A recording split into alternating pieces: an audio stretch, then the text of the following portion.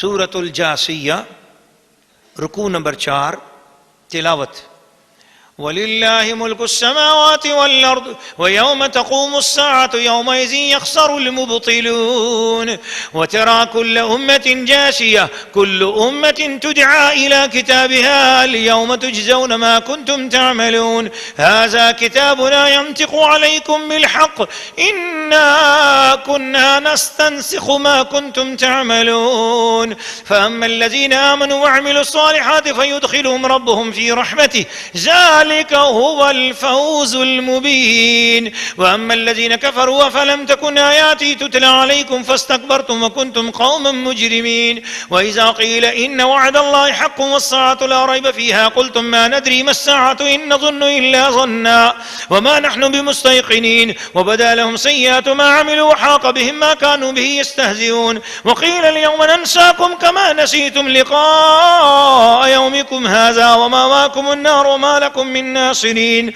ذلكم بأنكم اتخذتم آيات الله هزوا وغرتكم الحياة الدنيا فاليوم لا يخرجون منها ولا هم يستعتبون فلله الحمد رب السماوات ورب الأرض ورب العالمين وله الكبرياء في السماوات والأرض وهو العزيز الحكيم.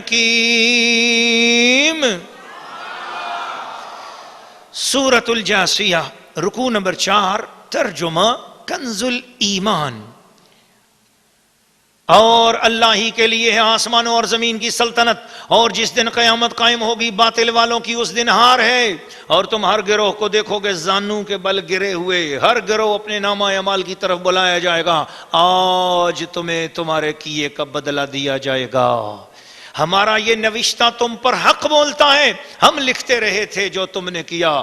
تو وہ جو ایمان لائے اور اچھے کام کیے ان کا رب انہیں اپنی رحمت میں لے گا، یہی کھلی کامیابی ہے. اور جو کافر ہوئے ان سے فرمایا جائے گا کیا نہ تھا کہ میری آیتیں تم پر پڑھی جاتی تھیں تو تم تکبر کرتے تھے اور تم مجرم لوگ تھے. اور جب کہا جاتا بے شک اللہ کا وعدہ سچا ہے اور قیامت میں شک نہیں، تم کہتے ہم نہیں جانتے قیامت کیا چیز ہے، ہم تو یوں ہی کچھ گمان سا ہوتا ہے، ہمیں تو یوں ہی کچھ گمان سا ہوتا ہے اور ہمیں یقین نہیں. اور ان پر کھل گئیں ان کے کاموں کی برائیاں اور انہیں گھیر لیا اس عذاب نے جس کی ہنسی بناتے تھے. اور فرمایا جائے گا آج ہم تمہیں چھوڑ دیں گے جیسے تم اپنے اس دن کے ملنے کو بھولے ہوئے تھے اور تمہارا ٹھکانہ آگ ہے اور تمہارا کوئی مددگار نہیں. یہ اس لیے کہ تم نے اللہ کی آیتوں کا ٹھٹھا یعنی مذاق بنایا اور دنیا کی زندگی نے تمہیں فریب دیا. تو آج نہ وہ آگ سے نکالے جائیں گے اور نہ ان سے کوئی منانا چاہے.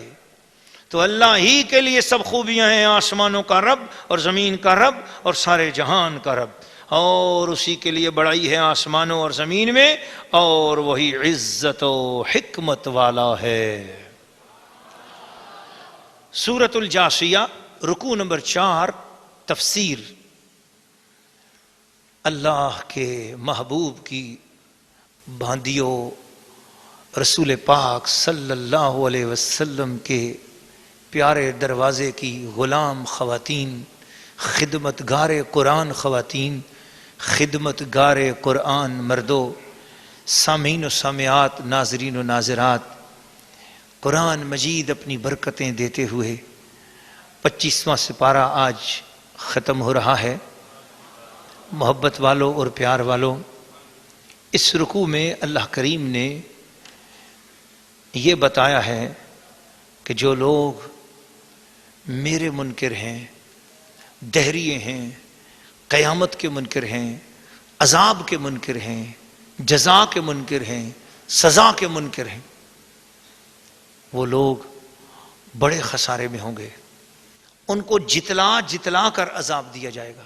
اس چیز کے منکر تھے چکھو، اس چیز کے منکر تھے یہ عذاب، اس چیز کے منکر تھے یہ سزا، سب کے سامنے ان کو سزا دی جائے گی. اور یہ کہا جائے گا الیوم ننساکم. اعلی حضرت امام اہل سنت پروانہ شمع رسالت کشتہ عشق و محبت امام العارفین شاہ احمد رضا خان رحمت اللہ علیہ نے اس کا جو ترجمہ کیا ہے ایسی خوبی یہ انہی کو نصیب ہوئی، ورنہ کئی لوگوں نے اس کا ترجمہ کچھ اور کر دیا، وہ اللہ تعالیٰ کی بارگاہ میں بے ادبی کر بیٹھے ترجمہ کر کے۔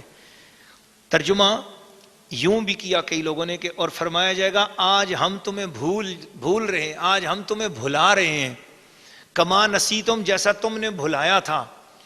تو نسیا ینسی، نسیا ینسا، اس کا ترجمہ بھولنا، بھلانا، بھلایا جانا ہے، ترجمہ ہے اس کا۔ لیکن جب دیکھو کہ یہ بارگاہ الوہیت کی بات ہے تو رب تعالیٰ کی شان کے مطابق ترجمہ کریں۔ تو اس کو قرآن مجید کے اندر انما النسی، یہ بھی ایک آیت کریمہ کے اندر نسی کا لفظ آتا ہے۔ نسی کہتے ہیں کچھ دنوں کو چھوڑ دینا، تو نسی چھوڑنے کے معنی میں بھی آتا ہے، بھولنے کے معنی میں ہی نہیں آتا۔ تو جن لوگوں نے اس کا ترجمہ کیا کہ اللہ تعالیٰ نے فرمایا کہ آج ہم تمہیں بھلا رہے ہیں، تو اللہ تعالیٰ ہر قسم کی بھول سے پاک ہے، بھولنا عیب ہے، اور اللہ تعالیٰ کا نام ہے سبحان، تو اس لیے اس کا ترجمہ بھولنا نہیں کرنا چاہیے تھا۔ اس کا ترجمہ کوئی ایسا کرو جو اللہ کی شان کے مطابق ہو، اور اللہ کی شان کے مطابق وہ ترجمہ ہے جو اعلیٰ حضرت نے کیا۔ فرمایا اور فرمایا جائے گا آج ہم تمہیں چھوڑ دیں گے، بھولنے والی بات اللہ کی طرف نہیں کی۔ یہ ہے اعلیٰ حضرت رضی اللہ تعالیٰ عنہ کے ترجمے کی خصوصیت کہ انہوں نے جہاں جس ہستی کی شان مبارک کے ادب کی ضرورت آئی اس کے ادب کے مطابق ترجمہ کیا۔ وہ بارگاہ الوہیت ہے تو وہاں پر بارگاہ الوہیت کا لحاظ رکھ کے رب کی شان کے حوالے سے ترجمہ کیا۔ وہ بارگاہ رسالت ہے تو رسالت کی شان کو سامنے رکھ کر ترجمہ کیا۔ وہ بارگاہ ولایت اور صحابیت و اہل بیت ہیں تو اس حساب کے مطابق آپ نے ترجمہ کیا۔ یہ ترجمہ کرنے والے کا فرض ہے ایک مسلمان ہونے کی حیثیت سے کہ وہ ان آداب کا خیال رکھے۔ لیکن جن ترجمے والوں نے یہاں پر بے ادبی کی، ان ترجمے سے بہتر ہے کہ آپ اعلیٰ حضرت کا یہ کنز الایمان سنو، یہ پڑھو اور اسی کے ساتھ لگو اور اپنی اولادوں کو یہ ترجمے پڑھاؤ۔ اللہ تعالیٰ سے دعا ہے کہ اللہ تعالیٰ اپنے محبوب صلی اللہ علیہ وسلم کے وسیلہ جلیلہ سے ہمیں قرآن کے نور سے منور فرمائے۔ تو اس لیے اللہ پاک نے ارشاد فرمایا کہ متکبروں کے ساتھ ہم یہ سلوک کریں گے، لیکن فَأَمَّا الَّذِينَ آمَنُوا وَعَمِلُوا الصَّالِحَاتِ، وہ جو یقین لے آئے، ایمان لے آئے، جنہوں نے نیک کام کیے، فَيُدْخِلُهُمْ رَبُّهُمْ فِي رَحْمَتِهِ۔ اس کا جو محبت والا ترجمہ میں آپ کے سامنے اگر رکھوں نا، صرف ترجمہ، تو پھر اب آپ نے اللہ تعالیٰ کی رحمت کی نظارے دکھاتے ہوئے، اور جس کے دل میں آ جائے پھر وہ ذرا بلند آواز سے کہے گا سبحان اللہ۔ فَيُدْخِلُهُمْ، ان کو داخل کرے گا وہ کون؟ یعنی ربہم، ان کا رب۔ اچھا، دو مرتبہ جب کوئی ضمیر ایک ہی چیز کی طرف لوٹے تو اس کے معنی کے اندر اضافہ ہو جاتا ہے، تو اس کا مطلب یہ ہوا فَيُدْخِلُهُمْ رَبُّهُمْ، ان کا رب خود اپنے دست مبارک سے خود ان کو داخل کرے گا۔ کہاں؟ فی رحمتہ، اپنی رحمت کے سایوں میں۔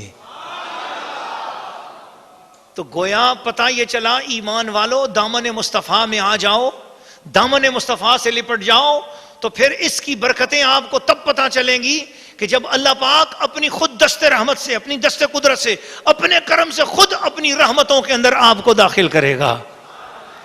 تو پھر میں کیوں نہ کہوں کہ دامن مصطفیٰ سے جو لپٹا یگانہ ہو گیا، جس کو اللہ نے آواز دی ہے وہ ذرا میرے ساتھ ہم نوا ہو جائے۔ دامن مصطفیٰ سے جو لپٹا یگانہ ہو گیا، ارے جس کے حضور ہو گئے اس کا زمانہ ہو گیا، جس کے حضور ہو گئے اس کا زمانہ ہو گیا، جس کے حضور ہو گئے اس کا زمانہ